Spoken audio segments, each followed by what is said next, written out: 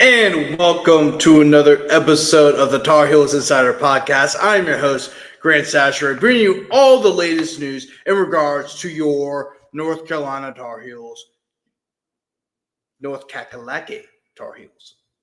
Don't know why I said that. I just had the nerve. I just have the urge to say North Kakalaki. It's a really fun word to say. I really haven't had a whole lot of fun this week, okay? It's a bye week. I'm bored. Can't go to any games. Can't cover any press conferences. So, of course, I have the urge to say something fun, okay? It's okay. Guys, chill out, okay? Hey. But anyway, of course, football is on a bye week, as I just said. And they will be back into action until next Saturday when they take on the Clemson Tigers on October 4th at noon. So if you're a North Carolina fan out here, two things I recommend for these type of games, which I think you guys already experienced this enough. But here are my two thoughts. Number one, drink a lot of water. It's sunny outside. It's not going to get cool anytime soon. So make sure you drink a lot of water. And number two, drink some orange mimosas. Okay, great. All right, you get the calcium and you get the alcohol. Just a recommendation for all you North Carolina fans out there. Drink those two drinks. Absolutely satisfied. And also go enjoy that Ludacris concert at 9:45 a.m. I love how they So yeah, North Carolina does this chapel. I think you guys don't know this chap. They do this Chapel Thrill concert series. They've done to kind of, excite fans about the season, right? Because Bill Belichick's the head coach. And it has backfired because I think they were planning on having this game maybe in the afternoon or the evening. Nah, because North Carolina isn't very good, and we've already mentioned this on podcasts before. And also Clemson is just as bad, if not even worse. I mean, yeah, the ESPN is going to stick this at the noon slot. I mean, they have every right to, and they probably should.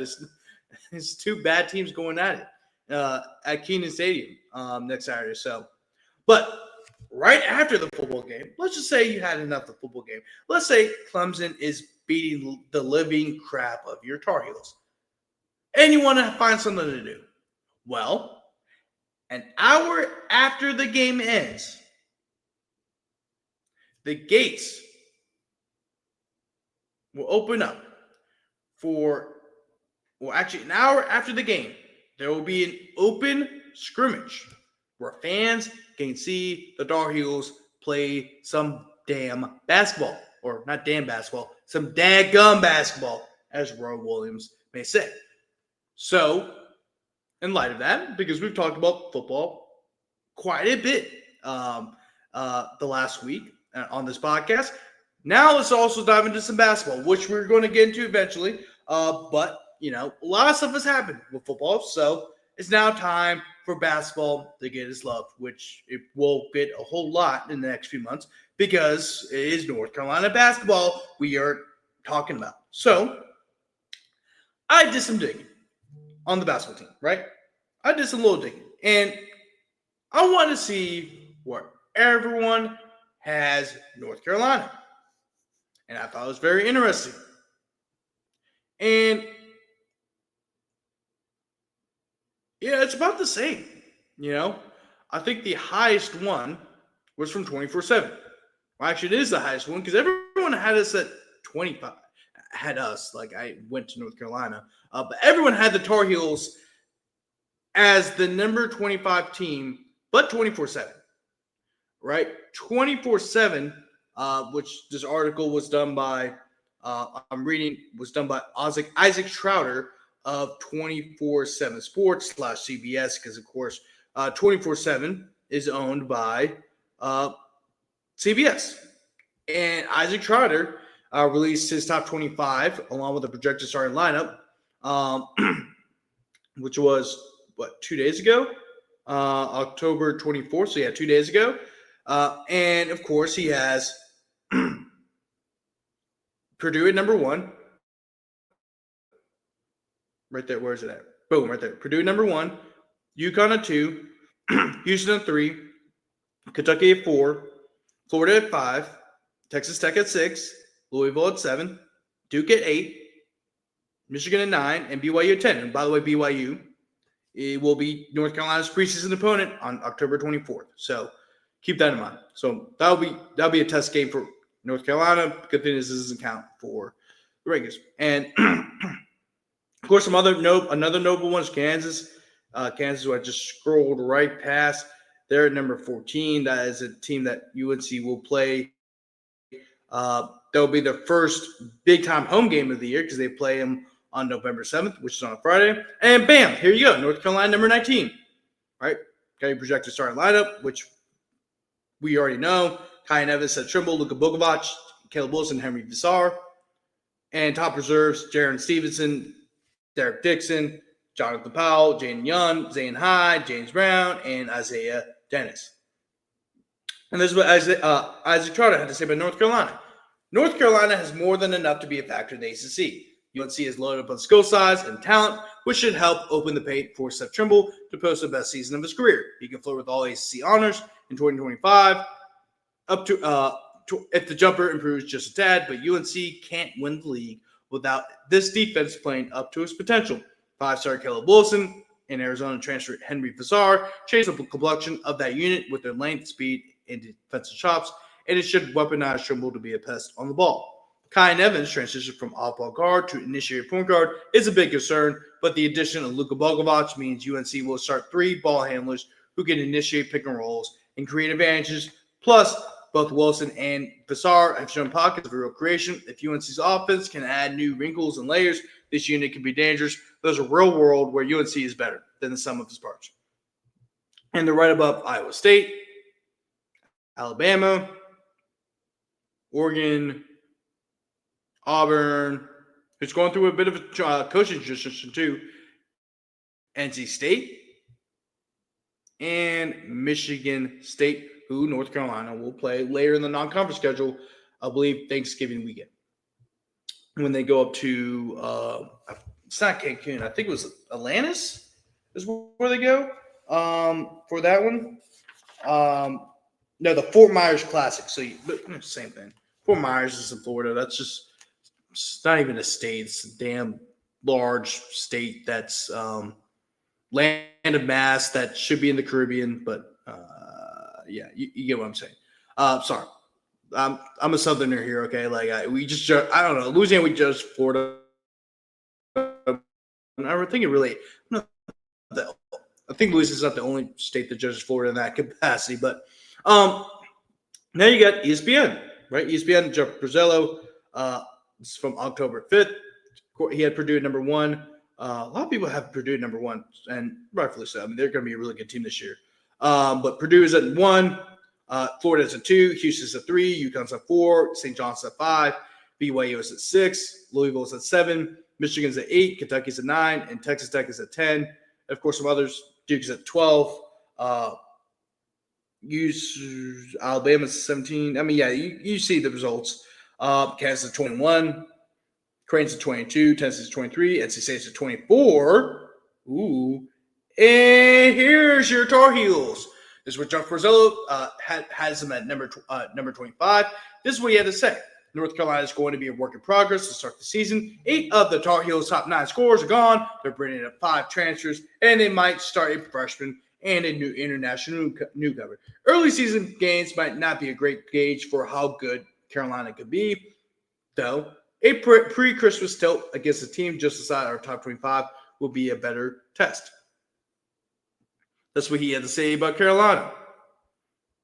Moving on to On 3. This is what the field of 68 guys had to say.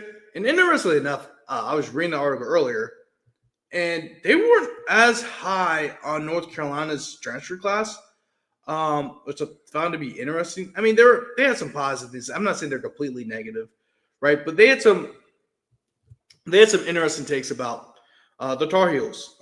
Get down to it as soon as my computer can stop buffering. There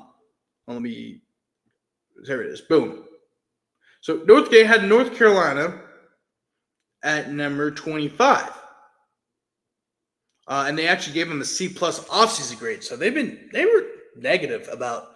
I remember when that video came out, they were kind of negative about North Carolina, which is very interesting. So I'll read it to you.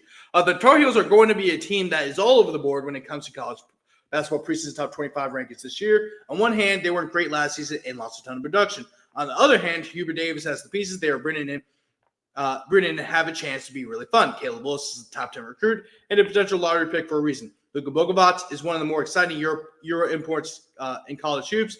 Henry Vassar and Kyan Evans are analytically impressive and ready for bigger roles. And Seth Trimble is finally going to have a chance to be the guy on a roster like this. The problem is there aren't a lot of known quantities. The only transfer UNC landed that has averaged double figures is Kyan Evans, and he went for 10.6 points per game in the Mountain West. Vassar only moved to the starting lineup at Arizona because someone got hurt and Jaron Stevenson struggled to make an impact at Alabama. And I could see the Jaron Stevenson take. I kind of understand that aspect of it. But Henry Vassar was an all Big 12 honorable mention player. Like, he was a very good player for Arizona for a guy. They say he moved to the starting rotation, but technically he only started 2 games for Arizona. And he got better as the season went along. Like, he is the exact piece that North Carolina needs. He's a versatile big man who can not only guard the interior with effectiveness, but also can guard the perimeter. He can score. Not only can he score from the inside, but he can shoot threes. Like, he is the exact guy that Hubert Davis was looking for. And they needed height. And they brought in height. They brought in Jaron Stevens as well, who's also 6'10". Well, Henry Vassar is 7 foot. Jaron Stevens is 6'10". Kind of very similar skill set. And really, Jaron Stevenson, to be fair also to him, he was a 3 last year, and really he should have been a 4 or a 5. So, I kind of disagree with the full 68 guys, on that one. And also kind of the Kyan Evans thing, because Kyan Evans also got really good as the season went along as well. That's something he discussed in his press conference. And it's interesting how they're kind of negative on North Carolina, but they are very, very positive about NC State. They have NC State number 20, but they're way more positive about NC State. They didn't really share any concerns about NC State, even though I think NC State and North Carolina brought in very similar transfer portal classes, and I think they're based off their need. I think they both brought in great transfer portal classes. They gave NC State A-, but they gave UNC a C+. And I would have given North Carolina like a B+, to be honest with you. I thought it was a good transfer. They got what they needed. They got what they needed. And I think that's a B+. I'm not sure if it's in the A category, but it's definitely at the lowest a B+. And to be reasonable, I'm going to say it's a B+. But I just thought it was very interesting that they mentioned that. But also, last preview, we're going to talk John Fanta. By the way, I also want to mention this too. John Fanta did not have North Carolina ranked. He did not, which I thought was very interesting. I actually don't really disagree with him here. I understand his logic. I mean, John Fanta is a really good journalist for Fox Sports. I mean, he's a big basketball aficionado. I mean, he loves college basketball and everything like that. So, I mean, and I understand why he has him on the rank. I mean, look, besides Isaac Trotter, everyone had North Carolina number 25, which is reasonable. And this is where it comes back to my main takeaway from seeing all these preseason rankings. North Carolina has to embrace the dark horse mentality. Like, you know what I'm saying? Everyone's going to be high in Duke. Everyone's going to be high in Louisville, right? Duke has won the AC last year. I believe they're the runner-up the year before. They went to the Final Four last year. Louisville has a resurgence under Pat Kelsey, who is a fantastic coach. He's won at every single place that he's coached at. Will Wade, also a fantastic coach. I think he's going to do a lot of good things in NC State. Miami should be improved, in my opinion, due to the talent they brought in. It'd be very interesting how Clemson bounces back. I think Clemson could be another good team, although they did lose a good bit from last year. They did reload quite nicely in the transfer portal. So I mean, it's going to be a better ACC this year. It's going to be more of a competitive ACC this year, right? So there's a lot more competition for North Carolina. But I think if North Carolina wants to win, they have to act like they're the dark horses. No one believes in them. You know, I'm not saying nobody believes in them, but my point is like no one thinks highly of you. And really, to be honest, this is kind of similar to, I mean, if you just look throughout Hubert Davis' time in North Carolina, just look his first year there. Nobody really believed in North Carolina. Nobody did. You know, it's the first year after Roy had retired. So nobody really was a big believer in North Carolina. They were the number 19 team in the country coming in. But then they lost back-to-back games against Purdue and Tennessee. They're both ranked teams. And they fell out of the top 25. And they never got back in the top 25 until the ACC tournament. Why? Because they ended the season with a 5-game winning streak, including one over Duke, which was famously Coach K's very last game at Cameron. And they shut the party down.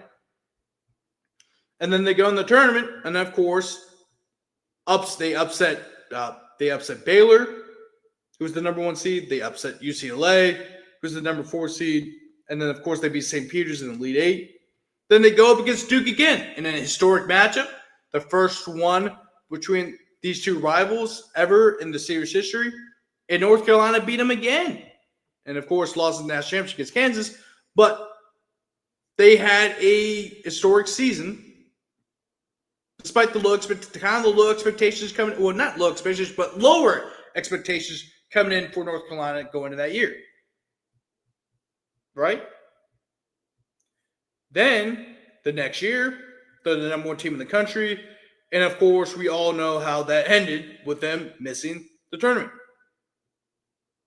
Then, in 2023, 2024, they entered the season as the number 19 team in the country. And then they go on to win the ACC title, the regular season title. And we go on to Sweet 16, where they barely lost against they entered the NCAA tournament as the number 1 seed, but unfortunately they lost against Alabama in the Sweet 16 in a very close one, 89 to 87. Then the next year, RJ Davis is back. They had a really good recruiting class. Coming in, they're in the number 9 team in the country. They're a top 10 team in the country. And, of course, they barely made the tournament. They actually played in the first 4 game against San Diego State, which tells you how, that they barely got in. And then they got lost against Ole Miss in the first round in a very disappointing season for the Tar Heels. Now, this year, again, the expectations will be lowered again. And they bring in a bunch of really good players. And also, for the first time in a little while, this team is tall. They have 6 players that are 6'8" or over. Last year, they were in the 200s in terms of height. Now they're in the top 20. But I think the rebound numbers are going to be much, much better than were last year, because last year they weren't great, which is weird because we're talking about North Carolina. So I think this team will be better. I think if this team embraces this kind of dark horse mentality, it's North Carolina against the world type of deal, I think they have a chance to be very good because they already have really good players. But now it just has to come together. It just has to come together. And I think if that can happen for the Tar Heels, I think this team has a chance to have a great year, compete for an ACC title, and maybe even go far in the NCAA tournament. They have the makings to do so, but can it come together? That's going to wrap it up for this episode of the Tar Heels Insider Podcast. Once again, I'm your host, Grant Chachere. Make sure to follow us on Twitter at Tar Heels on SI. Also, make sure to go follow me on Twitter. My Twitter handle is down below on the left bottom hand corner of the screen. And then also make sure to go follow us on Facebook as well. North Carolina Tar Heels on SI. Just look it up in the search bar. It should be one of the first things that pops up. Thank you guys so much for tuning in, and I'll see you guys later.